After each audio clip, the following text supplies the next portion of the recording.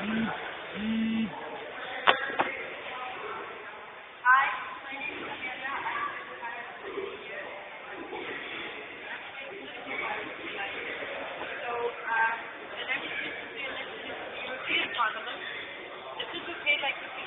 muito bem. Or do I need to? And just tell me if I speak too fast. I sometimes do speak too fast.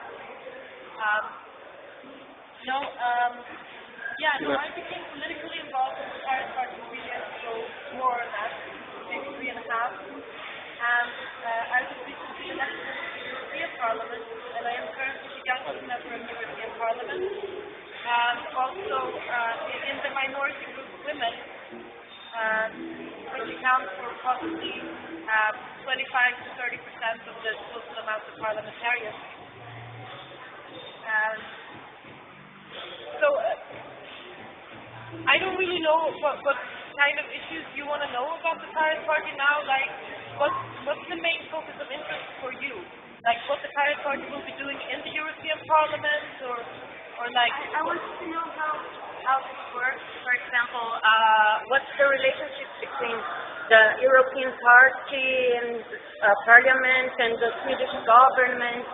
How does this work? Because we don't have something similar here, and maybe it would be nice for people to understand what's the political influence of the European Parliament in Europe or Sweden. Well, so all Swedish laws are made by the Swedish Parliament, but as many as 80% of the Swedish laws are actually to some extent influenced by EU directives. So the legislation passed through Parliament in the EU is very important for what happens in Sweden.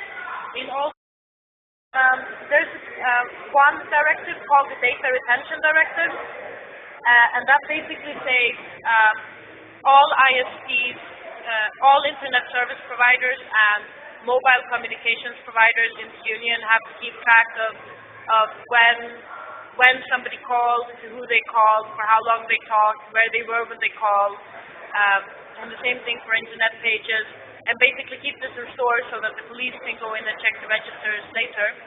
So the Data Retention Directive was a really bad legislative proposal that came from the Council of Ministers. It was actually like a direct question from the Council of Ministers to the Commission, please make this type of legislation. There is no dialogue with the citizens, for example. In the data, what do you think about it? In the Data Retention Directive, no. But when it comes to copyright issues, the legislative process is slightly different. So first they will generally hold a public consultation called a green paper. Afterwards, they will make kind of a summary of what everyone thought.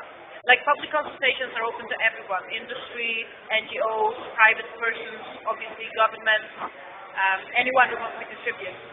So, and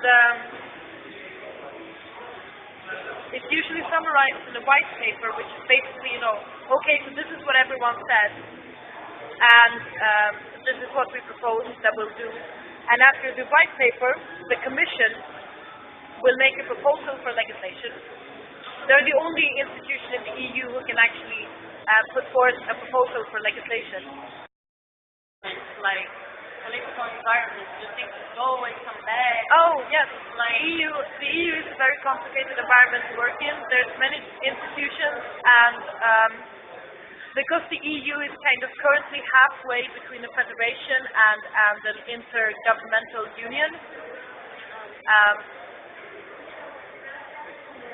it's all more complicated than it would have to be, because, like, literally the legislative process I just described for you, it really only holds for certain types of issues. But there's basically, for each policy area, almost, there's a different process of legislation in the Union. I only really bother to find out mostly about the policy areas that concern me the most, the legislative process. But yes, so it goes through the Parliament and the Council, and then it goes through the Parliament and the Council again. And if they haven't agreed by that time, it goes back into something called the conciliation process, which is a general mess and not very good. But basically the Council and the Parliament have to agree that this text is good for the directive to be passed. All inside the European Parliament, not in the country. No, it's all in the European Union, yes. All Yes. Okay. But the Council of Ministers is connected to the governments of the member states. So everyone working in the Council of Ministers gets their directives or directions, like policy directions from the governments of the member states. So this is kind of like the intergovernmental body of the Union, and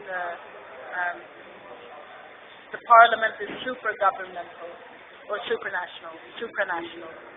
Well, meaning that it influences all countries inside the domain of the European Union somehow.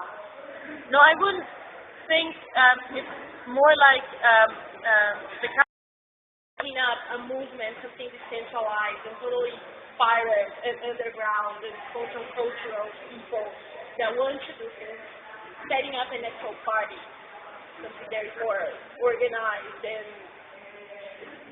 follows laws and things like that. Like, could you talk a little bit about the difference and that of how important it is for you to be able to propose things and make some achievements?